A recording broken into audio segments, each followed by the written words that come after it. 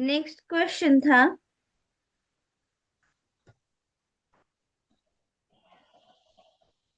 Second question was एक second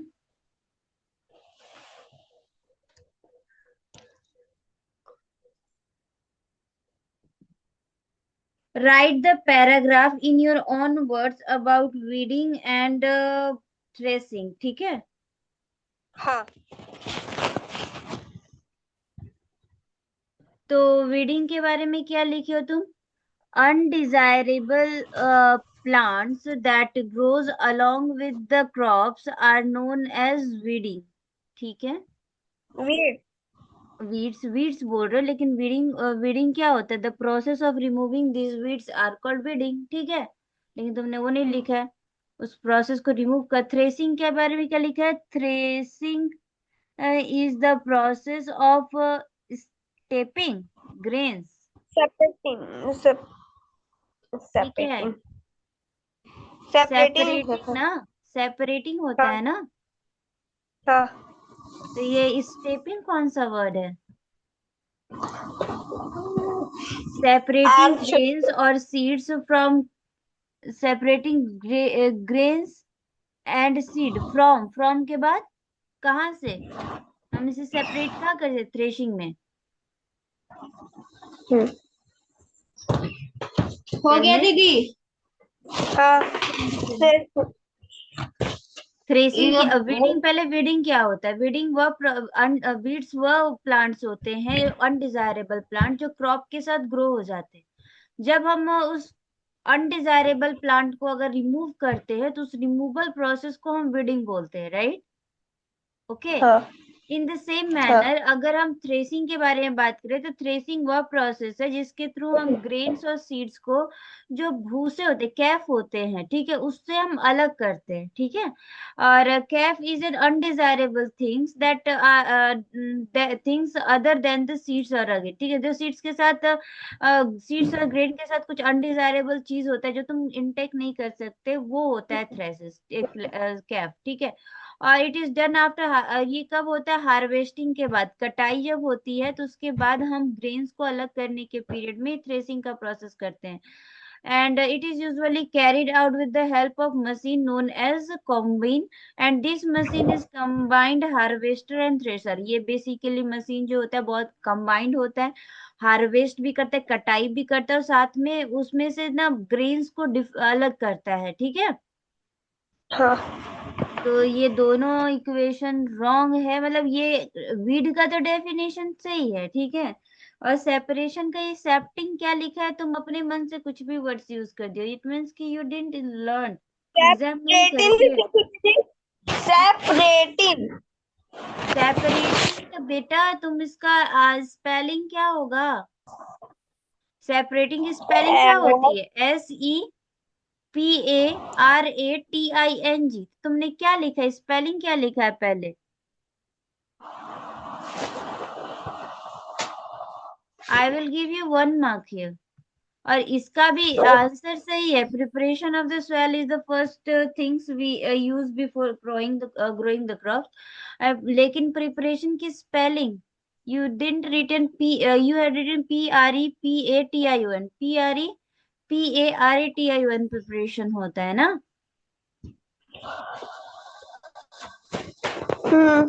उसके बाद नेक्स्ट क्वेश्चन है, explain how soil gets affected by the continuous plantation of crops in the field। soil जो है कैसे अफेक्ट होता है जब हम उसमें लगातार कंटिन्यूअस क्रॉप्स, अगर लगातार सेम क्रॉप अगर ग्रो कर रहे हैं या फिर हम बार बार उसमें कोई ना कोई प्लांटेशन कर रहे हैं, तो उसमें स्वेल का क्या प्रॉब्लम, स्वेल के साथ क्या हो सकता है कि स्वेल उसके बाद क्या होगा स्वेल के साथ अगर हम उसमें बार बार कंटिन्यूइंग प्लांटेशन कर रहे हैं? तो तुमने लिखा है वो जगह कंटिन्यूअस पत्थर प्लांटेशन होगी। Of crop in the field makes the soil poor and poor in क्या? Poor in certain, सिएटिन। सिएटेन नहीं सर्टेन होता है यहाँ पे, ये स्पेलिंग रॉन्ग है। न्यूट्रिशनल की भी स्पेलिंग रॉन्ग लग रही मुझे। एंड द नाइट्रोजन, न्यूट्रिएंट्स है दीदी। न्यूट्रिएंट्स, फास्फोरस एंड ये क्या, पोटेशियम की भी स्पेलिंग रॉन्ग है। तो जब तुम याद करते हो तो तुम्हें स्पेलिंग्स भी याद करनी होनी चाहिए ना। स्पेलिंग। स्पेलिंग क्या मतलब, स्पेलिंग से मतलब नहीं होगा क्या? दीदी तो नहीं, नहीं मैं अगली बार से याद कर लेना। अगली बार से याद करो। पहले बार तो तुमने लिखा क्या है बेसिकली। जब भी हम लोग एक ही क्रॉप को बार बार एक खेत में लगाएंगे तो ऑब्वियस सी बात है उसका न्यूट्रिशन चला जाएगा। इसीलिए मतलब क्योंकि प्लांट्स क्या लेते हैं, प्लांट्स सॉइल से नाइट्रोजन की सप्लाई लेते हैं। और जब नाइट्रोजन की कमी भी बाद में अगर हम नेक्स्ट प्लांटेशन अगर करेंगे तो नाइट्रोजन की कमी हो जाती है। समझ में आया? हाँ। इसीलिए हम लोग क्रॉप रोटेशन करते हैं। क्या करते हैं, कोई ना कोई लिग्यूमिनस प्लांट करते हैं एक्सेप्ट अरहर। अरहर के प्लांट में वो फायदा नहीं पहुंचता, बाकी दूसरे जितने भी दलहन की फसल होते हैं, लिग्यूमिनस प्लांट के फसल होते हैं, वो आपका बेनिफिशियल होता है क्रॉप रोटेशन, क्योंकि उसके जो रूट में राइजोबियम बैक्टीरिया होती है। और वो राइजोबियम बैक्टीरिया क्या हेल्प करती है कि इन्वायरमेंट से नाइट्रोजन को फिक्स करती है। तो अगर हम कंटिन्यूअस करेंगे तो स्वेल की फर्टिलिटी लूज करेंगे। ठीक है।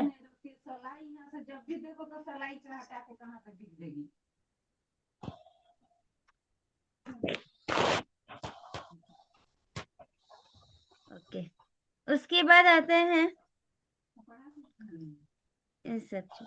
बेसिकली यहाँ पर है, soil supplies minerals nutritions to the crop. Simple fact है, स्वेल क्या सप्लाई करता है, स्वेल सप्लाई करता है न्यूट्रिशन एंड मिनरल्स क्रॉप को। ठीक है।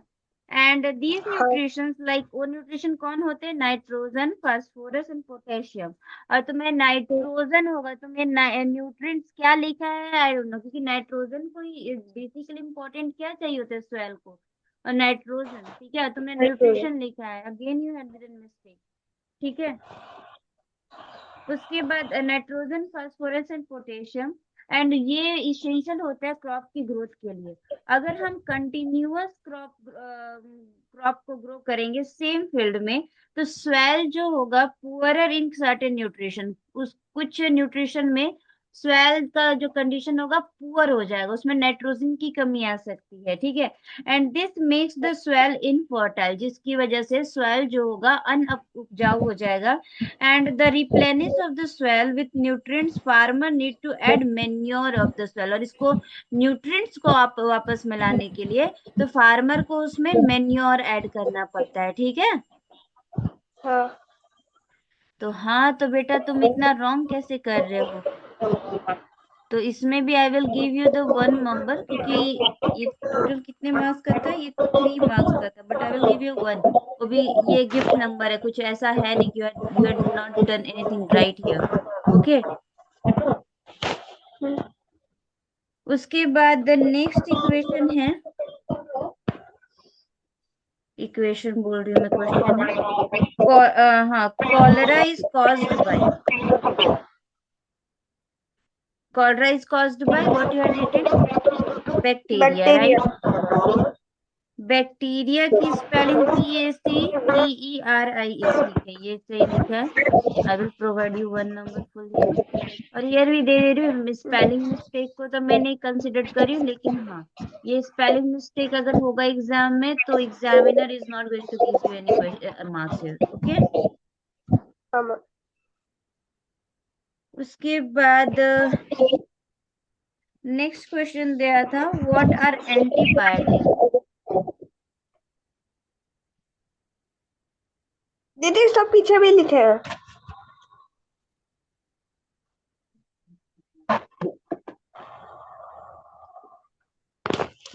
एंटीबायोटिक इसको बोलते हैं। आप अपने कॉपी में वो मार्क्स नोट डाउन करते जाओ। ठीक है। Antibiotic medicine produce by certain microorganism to kill other disease, to kill other diseases. How you are written section? To till other disease test in microorganism, test in disease में है।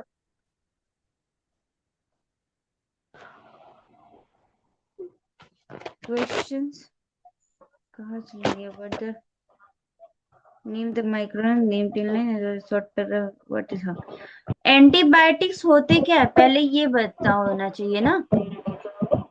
Antibiotics क्या होते हैं, तुमने तीन तीन line में लिख दिया है इतने अच्छे अच्छे क्वेश्चंस को। और इसमें लिखा भी है तो ये लिखा कि antibiotic medicine produces bye certain micro organism, मतलब एंटीबायोटिक कोई माइक्रो ऑर्गेनिज्म प्रोड्यूस करता है जो बीमारी को किल करता है। Causing micro caused by micro क्या लिखा है तो medicines which kills or stop the growth of diseases causing microorganism are called antibiotics। Question का आंसर ये होना चाहिए, ठीक है, कि मेडिसिन जो क्या करता है डिजीज कॉजिंग माइक्रो ऑर्गेनिज्म को ग्रो करने में रोकता है, ठीक है, और उसको मारता है। उसके उसे हम एंटीबायोटिक बोलते हैं। क्या बोलते हैं? एंटीबायोटिक। एंटीबायोटिक, ठीक है। तो एंटीबायोटिक्स क्या होते हैं, मतलब कि वो मेडिसिन होते हैं जो डिजीज कॉजिंग माइक्रो ऑर्गेनिज्म को मारते हैं या ग्रोथ करने में रोकते हैं, ठीक है। तो द मेडिसिन विच किल और stop the growth of disease causing microorganism are called antibiotics. ये भी रॉन्ग है। यानी एग्जाम में अब समझ में आ सक्षम कि तुम लोग करते क्या। इधर बिना सर पैर का कोई सेंटेंस का कुछ सर पैर है नहीं, ऐसी तुमने बना दिया है।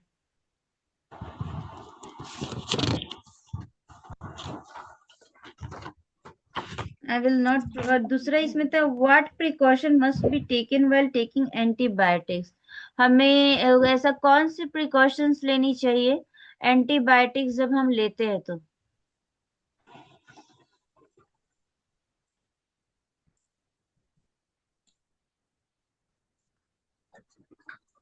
तो इसका तुमने आंसर लिखा है? नहीं लिखा है, आंसर तो लिखा ही नहीं, तो उसमें तुम्हें 0 नंबर दूंगी। लिखे है।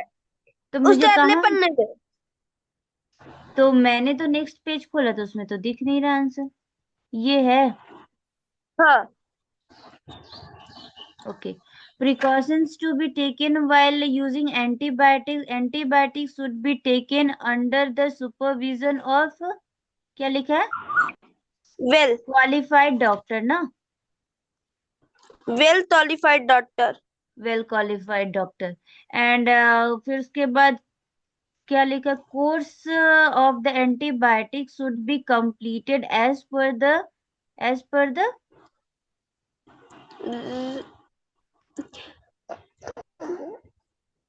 प्रिस्क्रिप्शन। प्रिस्क्रिप्शन होना चाहिए, स्पेलिंग रॉन्ग है प्रिस्क्रिप्शन का।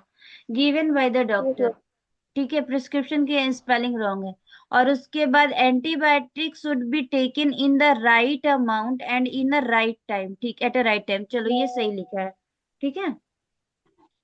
I can agree, so you had written it correct, and I will provide you 2 number here, okay। Precaution to be taken value again, ठीक है। 1 नंबर मैंने उस डेफिनेशन में काटा, डेफिनेशन आपने करेक्ट नहीं लिखा। उसके बाद नेक्स्ट क्वेश्चन है process of separation of different constituent from petrol is called refining. Refining. हाँ और वही स्पेलिंग है। रॉन्ग है रिफाइनिंग का।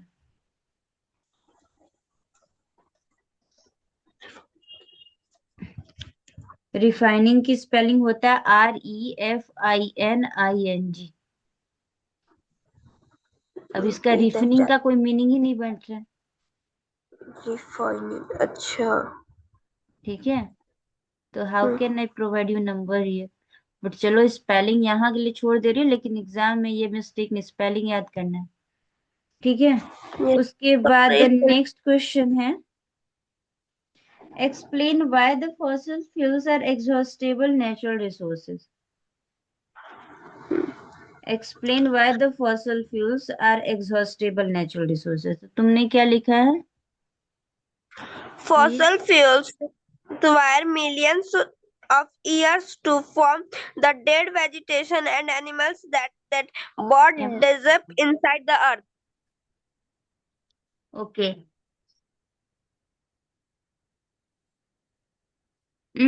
फॉसिल फ्यूल्स जो है, fossil fuels requires millions of year to form from the dead vegetation and animals that gets buried deep inside the earth, बस इतना ही। हाँ, इनसाइड द। तुमने फॉसिल फ्यूल्स का डेफिनेशन लिखा है, ठीक है।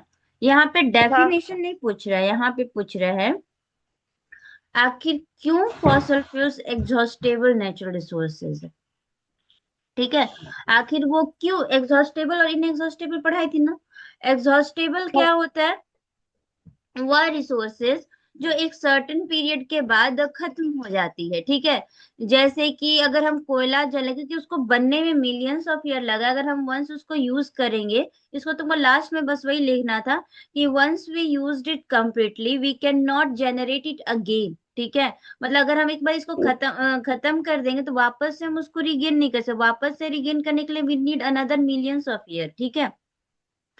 तो and it hmm. Will not be, we must protect it for our future generation. तो तुमको ये लिखना है, क्योंकि ये एग्जॉस्टेबल रिसोर्स इसलिए है क्योंकि एग्जॉस्टेबल रिसोर्स का डेफिनेशन लिख दो कि exhaustible resources are those resources which once finished from our environment, it will take another millions of year to regain it, okay. तो इसीलिए हमें ये सोचना होगा कि क्वेश्चन बोल क्या है। तुमने फॉसिल फ्यूल्स का डेफिनेशन लिखा है, लेकिन यहाँ फॉसिल फ्यूल के बारे में ये पूछ रहा है कि एक्सप्लेन करो कि ये एग्जॉस्टेबल नेचुरल रिसोर्स क्यों है। समझ में आया। हाँ। तो यहाँ का डेफिनेशन ये होना चाहिए कि देखो फॉसिल फ्यूल्स का definition correct, you had written correct here, I agree on that. But तुमको ये लिखना है कि they are buried deep inside the earth and require millions and millions of years to form, ठीक है। यहाँ पे तुमने लिखा है the fossil fuels require millions of year to form, right. The form to form ना होना चाहिए, FORM, फ्रॉम नहीं होना चाहिए, फ्रॉम मतलब यहाँ से वहां, ठीक है। I went from Garhwa to Latehar, ठीक है। I went from Garhwa to Latehar, from ये वाला फ्रॉम हो गया।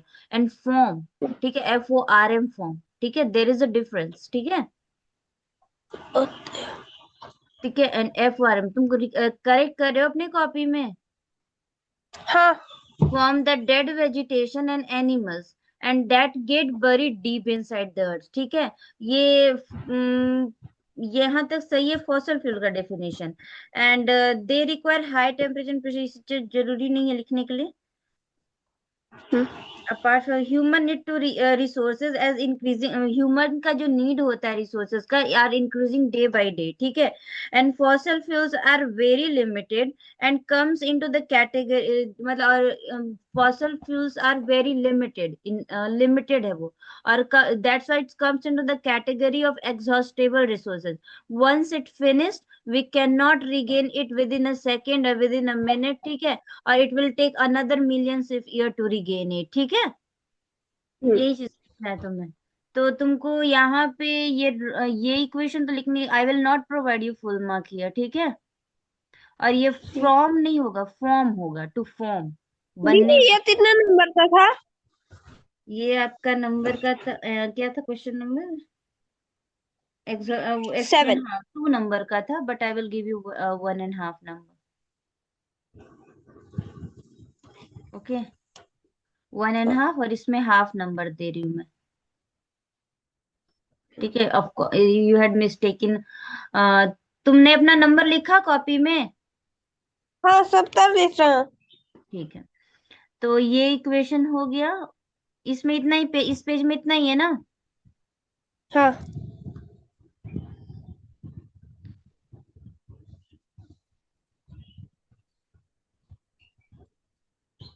और कहाँ चला गया भाई,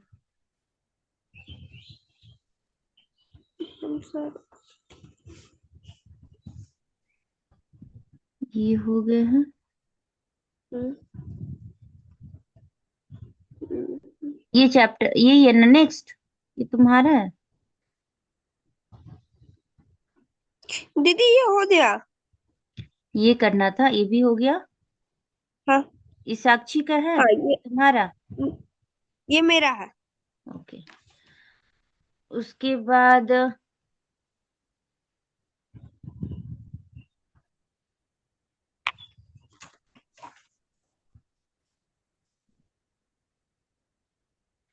हाँ, क्वेश्चन नंबर 8 है दिया था मैंने, explain the process of formation of petrol.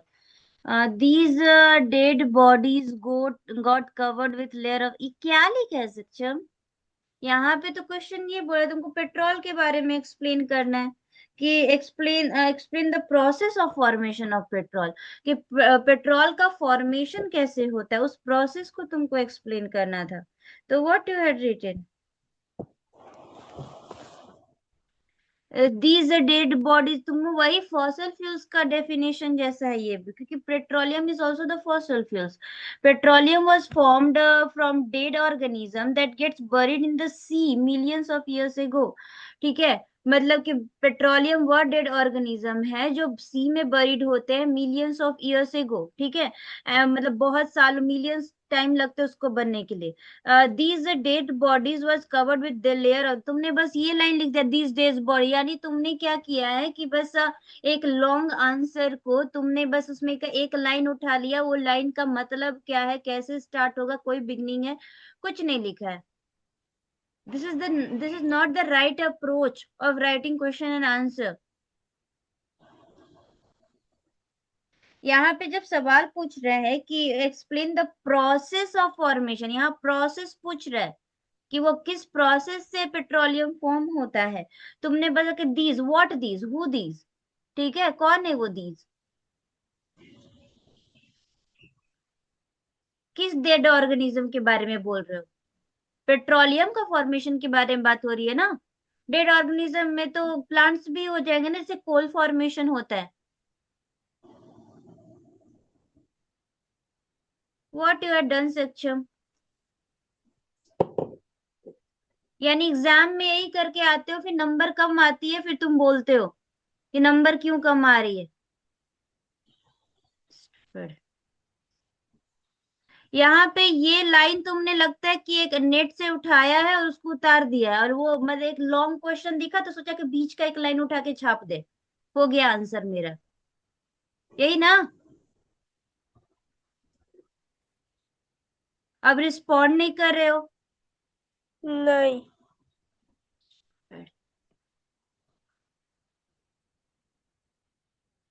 Explain the formation of petroleum, petroleum was found by the dead, तुमको जैसे फॉसिल फ्यूल्स को लिखा वैसे लिखो कि पेट्रोलियम फॉर्म्ड होते हैं डेड एंड ऑर्गेनिज्म से, जो बरीड होते कहाँ में, समुद्र में। ठीक है, buried in the sea millions of years ago. ठीक है, एंड दीज, यहाँ पे ये लाइन तुमने फिर वही dead organism, these dead bodies are got covered with layer of sands and clay and lack of air, high temperature and high pressure। ठीक है, एयर की कमी की वजह से, हाई टेम्परेचर की वजह से, एंड कमी की वजह से, और हाई प्रेशर की वजह से मतलब जो डेड ऑर्गेनिज्म जो होते हैं ट्रांसफॉर्म हो जाते हैं पेट्रोलियम और नेचुरल गैस में। ठीक है, आई विल हाँ। Definitely not provide you mark here. Okay, उसके बाद आता है कंबशन। डिफाइन द एडोलसेंस ना, उसके बाद कंबशन क्या होता है, what do you mean by the term combustion? The period of life when the body undergoes changes leading to reproductive neutrality. क्या है ये? अच्छा, ये तो एडोलसेंस का मतलब कंबशन पड़ा। Combustion a chemical process in which the substances reacts with oxygen to give off heat is called combustion. ठीक है, ओके, ये सही है। ये कंबशन वह केमिकल प्रोसेस होता है जिससे सब्सटेंस जो होते हैं हीट के साथ रिएक्ट करते हैं और ऑक्सीजन के प्रेजेंस में। ठीक है, टू गिव अ मतलब the substances which, the chemical process in which the substances reacts with oxygen, oxygen से रिएक्ट करते हैं वो सब्सटेंस हीट प्रोड्यूस करने के लिए, उसको हम कंबशन बोलते हैं, राइट? तो आई हैड गिवन यू ये 2 मार्क्स। ओके, हाँ। उसके बाद कैलकुलेट कर रहे हो मार्क्स? हाँ। उसके बाद नेक्स्ट क्वेश्चन दिया था मैंने, डिफाइन एडोलसेंस। एडोलसेंस के बारे में तुमने लिखा the period of life when the body undergoes changes leading to reproductive new क्या लिखा ये? NATURITY। M maturity. मैच्योरिटी ना, तो एन लग रहा है, वो एम नहीं लग रहा है।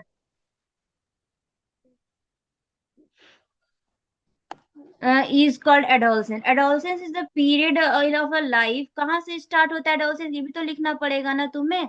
Adolescence begins from 11 year and last till 18 and 19, ठीक है। And during this period bodies को अंडर चेंज, बहुत सारे ऐसे अंडर चेंज होते, अंडर गोज चेंजेस, बहुत सारे चेंजेस होते हैं। और जिससे रिप्रोडक्टिव मेच्योरिटी होते हैं। मेच्योरिटी में एम होता है ना कि एन।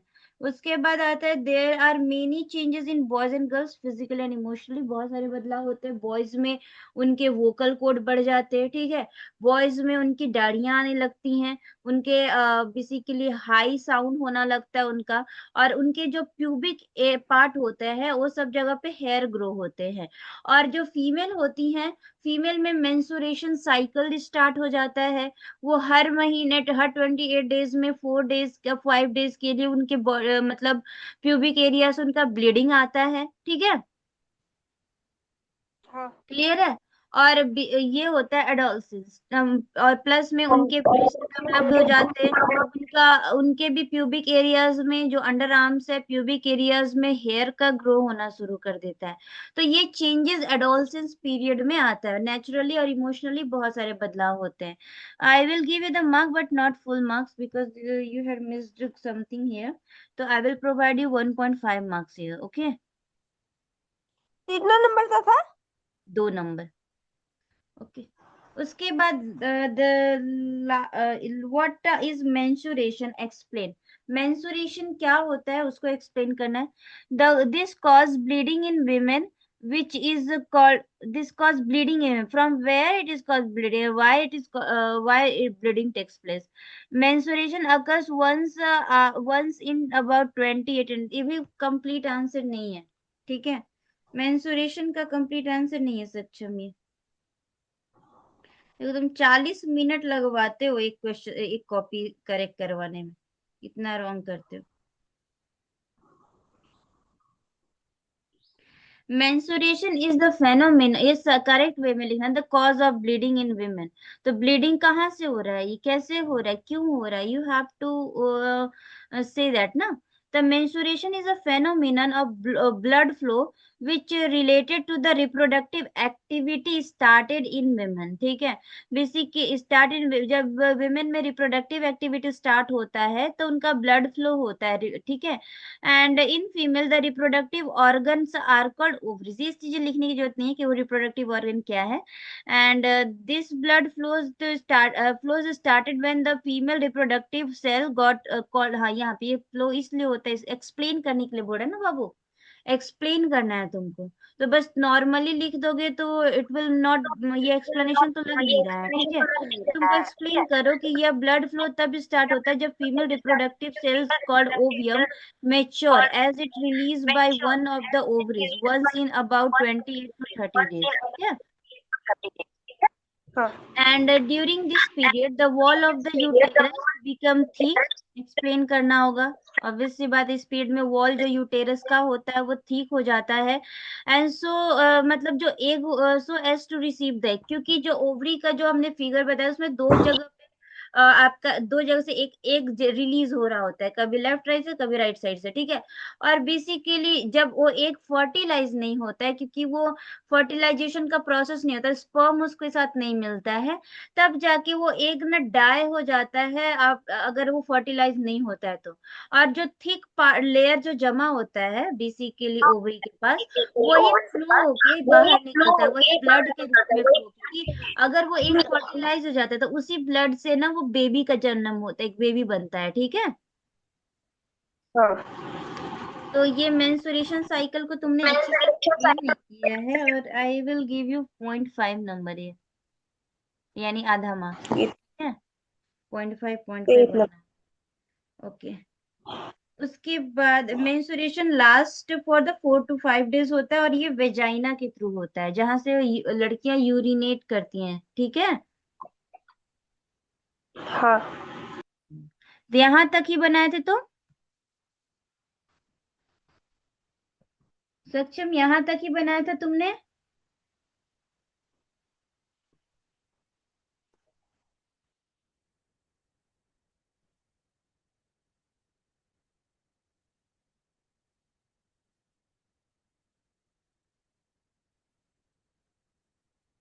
ओके